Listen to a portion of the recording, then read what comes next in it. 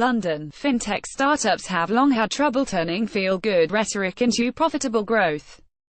Competition is intense, consumers tend to want things for free, and dinosaur banks are far from extinct.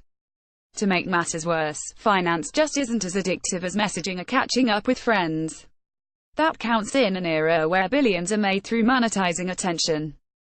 Enter Bitcoin. Back in 2016, the cryptocurrency was on nobody's strategy whiteboard, but it turns out all that was needed was a 15-fold price increase in as many months.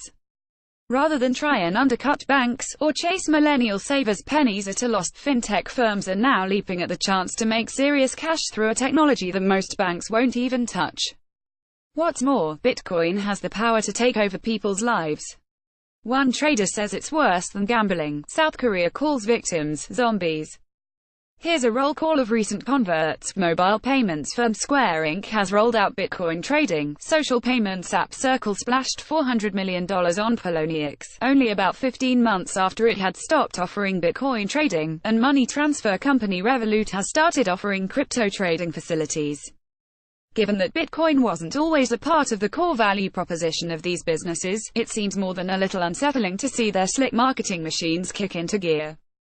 At Square, Jack Dorsey's team offers a fairy tale picture book, My First Bitcoin, which buries all the health warnings right at the bottom. Revolut compares cryptocurrency exchanges to local farms trading juicy produce at the town market. Still, if this is what customers and investors want, where's the harm? Trading platform Coinbase booked more than $1 billion in revenue last year, according to Recode, which, if true, is more than peer-to-peer marketplace Lending Club and more than Square. On top of the money to be made from trading fees and asset price gains, Bitcoin could also act as a lure, helping startups cross-sell their other products to a bigger audience. The problem is that we don't know how long this boom will go on for. Startups may end up acquiring assets that fail to create long-term value, or that destroy it. We have seen chip makers miscalculate their ability to profit from cryptocurrency mining in the past. There could also be reputational risks too. We don't know how the impact of potentially widespread investor losses would affect brands that rely on fuzzy, consumer-friendly values. Banks are used to paying out billions in compensation to victims of product mis-selling. Would smaller startups survive the same treatment? And regulators, longer scourge of the risk-hungry entrepreneur, are beginning to crack down on the sector, with Bank of England Governor Mark Carney last week calling for an end to the cryptocurrency anarchy. The SEC is subpoenaing Bitcoin exchanges, the IRS is collecting user information, the G20 is eyeing a global regulatory approach.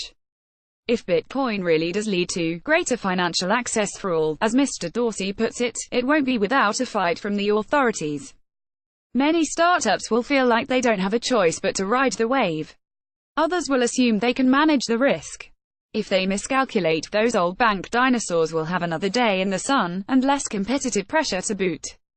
This column does not necessarily reflect the opinion of Bloomberg LP and its owners. Bloomberg